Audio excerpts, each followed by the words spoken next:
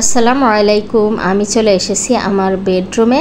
আজকে পর্দা আর হচ্ছে বেডশিটটা চেঞ্জ করব। তো এই যে এই পর্দাটা লাগাবো আর সাথে হচ্ছে এই বেডশিটটা। তো অলরেডি আমি হচ্ছে এটা চেঞ্জ করা শুরু করে দিয়েছি। আর আমার কাজের মেয়ে রহিমার দেখাই, এই যে দেখেন, সে আমাকে বলে কাজ করে দিবে। আসলে সব কাজে সে আমাকে হেল্প করে, মানে সে সব কাজে হাত দিবে তাকে, মানে সে বলবে মাম্মি আমি সব কাজ তোমাকে করে দেব, সত্যি দেয়। তো অনেক চেষ্টা করতেছে দেখেন সে খোলার জন্য। আর আমার পর্দাটা অলরেডি চেঞ্জ করা হয়ে গেছে, এখন বেডশিটটা চেঞ্জ করে নেব।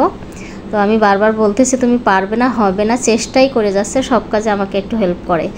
আর এই তো বেডশিটের আমি সিক্রেট একটা জিনিস শেখাই দিই, সেটা হচ্ছে বেডশিট যখন পারবেন 4 কোণায় 4টা গিট্টু দিয়ে নেবেন, তাহলে বেডশিটটা এত সুন্দরভাবে টানা থাকবে। এই যে হচ্ছে ম্যাট্রেসের নিচে দিয়ে দিলে, ঢুকাই দিলে এটা একদম টানা থাকে, অনেক সুন্দর, যতই বাচ্চারা লাফালাফি করুক যাই করুক। তো আমি সবসময় এই টেকনিকটা ফলো করি, আপনারাও করবেন, কাজে লাগবে।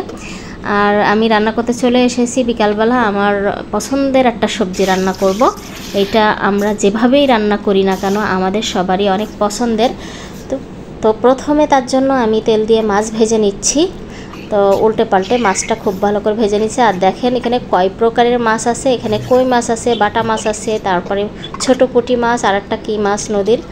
যাই হোক, এই তেলের মধ্যে আমি দিয়ে দিলাম গোটা কালি জিরা, সাথে পেঁয়াজ দিয়ে একটু ভেজে নিচ্ছি।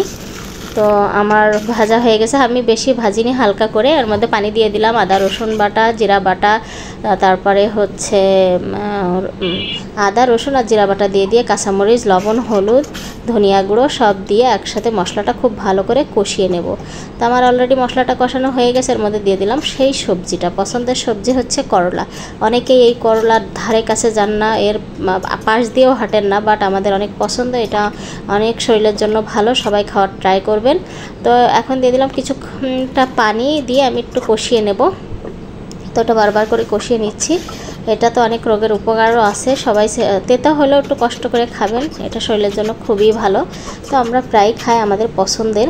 তো আমার কষানো হয়ে গেছে, এখন দিয়ে দিলাম ঝোলের পানি। ঝোল বলতে আসলে মাখা মাখা করব, এটাতে খুব বেশি তো ঝোল রাখা যাবে না, তো একটু মাখা মাখা টাইপের করব। কিছুক্ষণ জাল করে নিয়েছি, এখন বসিয়ে দিচ্ছি মাছগুলো।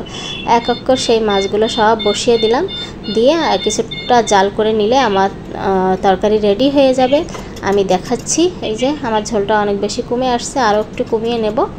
তো ফাইনালি এখন আমি চুলাটা অফ করে দেব, তারপরে দেখাচ্ছি কেমন হলো। তো এই তো আমার সবজি দেখেন অনেকটা ভালো হয়েছে, একটু মাখা মাখা করেছি। আমাদের ইফতার রেডি হয়ে গেছে। আর আজকে খুবই সিম্পল ইফতার। এখানে খেজুর আছে, তরমুজ আছে, শসা আছে, আর হচ্ছে এইখানে আছে হচ্ছে এটা ডুমুরের পাকোড়া। এই ডুমুর কিন্তু যেভাবেই খাবেন অনেক ভালো। আর এখানে ছোলা, শসা, তারপর টমেটো এসব কেটে নিয়েছি, তারপরে এখানে শরবত বানিয়ে নিয়েছি।